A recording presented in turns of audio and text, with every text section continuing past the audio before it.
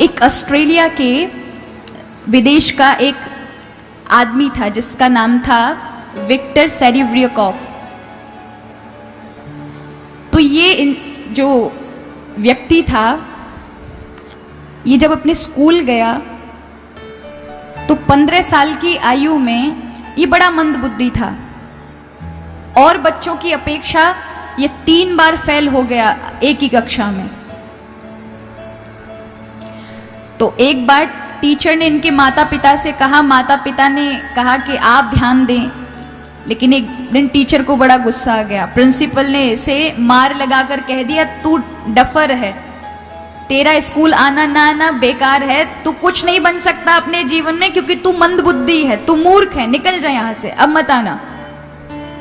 इसने पढ़ाई नहीं की, स्कूल का नाम तक नहीं लिया, गया ही नहीं पढ़ने के लिए, मेहनत करता रहा, बड़े बड़े मेहनती काम किए, कभी मजदूरी की, कभी लकड़ी काटने का काम किया, बहुत सारे काम किए। प्रेरित किया कि तुम सेना में भर्ती हो जाओ। और जब ये सेना में भर्ती होने के लिए गया तो वहां पर एक आईक्यू लेवल चेक किया जाता है कि इसके अंदर कितनी इंटेलिजेंस, ये कितना इंटेलिजेंट है। यानी एक आईक्यू होता है, हमारी सबके अंदर एक एक आईक्यू लेवल है, किसी का 150 होता है, किसी का 140 होता है, किसी का उससे भी कम होता है। जो आइंस्टीन था उसका 160 या 61 के आसपास था आईक्यू लेवल, लेकिन उसका 161 यानी 161 लेवल निकला। यानी ये 1 लाख में से किसी एक व्यक्ति का होता है। उसको तब पता चला मैं जीनियस हूं, यानी लाखों में से कोई एक बालक ऐसा निकलता है और मैं अपने अध्यापक की बात पर आकर अपने आप को पहचान ना सका, मैंने अपने को मंदबुद्धि समझा अब तक। उसने क्या किया, जब उसको अपना विश्वास हुआ, अपने बारे में पता चला, तो उसने फिर पढ़ाई की। जो लोग 10 से 15 वर्ष बर्बाद करते हैं, वो उसने 5 वर्ष में सारी शिक्षा हासिल कर कर आईक्यू पर बड़ी बड़ी किताबें लिखी और एक दिन वो इतना महान आदमी बन गया। एक मेंसा नाम की सोसाइटी है, मेंसा नाम सुना है आप किसी ने? नहीं सुना? सर्च करिएगा, एक्सट्रीमली इंटेलिजेंट सोसाइटी कहा जाता है उसे। मतलब यानी जितने भी बुद्धिमान लोग हैं संसार में, वो जो संस्था है वो ऐसे लोगों को चयन करती है और अपना सदस्य बनाती है जो सबसे ज्यादा बुद्धिमान होता है। और इस समय उस संस्था के पास अब तक 1 लाख सदस्यता है, यानी पूरे विश्व भर में 1 लाख बुद्धिमान, सबसे बुद्धिमान इंसानों का उन्होंने आईक्यू लेवल चेक करके अपनी संस्था का सदस्य बनाया है। उस संस्था का वो चेयरमैन बना और पूरे विश्व भर में उसने नाम रोशन करा। कब किया? और ये नाम रोशन की जो प्रोसेसिंग थी मात्र 15 वर्ष के अंदर हुई उसके जीवन के।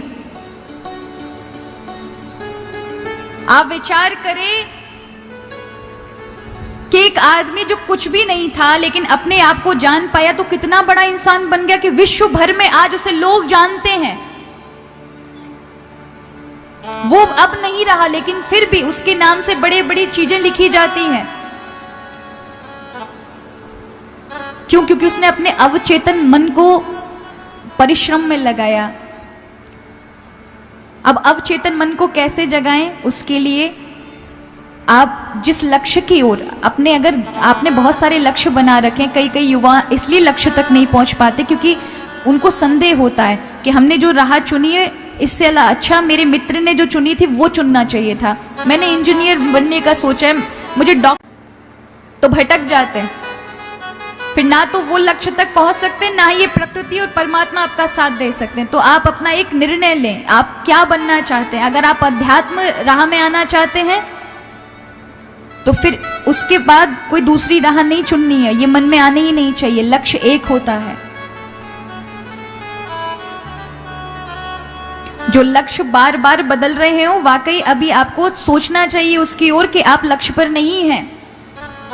जहां आपको उस लक्ष्य के प्रति लगाव, प्रेम नहीं है, समझिए आपका वो लक्ष्य है ही नहीं। जिस लक्ष्य के लिए हमारे अंदर प्रेम होता है वही हमारा लक्ष्य होता है। लेकिन जिस लक्ष्य को लेने के बाद भी अनेक बातें आती हैं कि ये भी हो जाता, ये भी हो जाता, हमने कहीं गलत निर्णय, तो आपका लक्ष्य नहीं। अभी आप डिसाइड करें, निर्णय करें, सोचें आपको प्रिय क्या है, वो आपका लक्ष्य होता है। और उस ओर आपको महान बनने के लिए कोई नहीं रोक सकता। और उसके लिए आपको प्रयास करना पड़ेगा कि प्रतिदिन 10 मिनट अपने लिए समय निकालें, उस लक्ष्य की ओर ध्यान दें, उसका चिंतन करें, हरि का चिंतन करें और बार बार उस चीज को सोचें और आगे बढ़ें। उसका प्रभाव आपके अवचेतन मन पर पड़ेगा।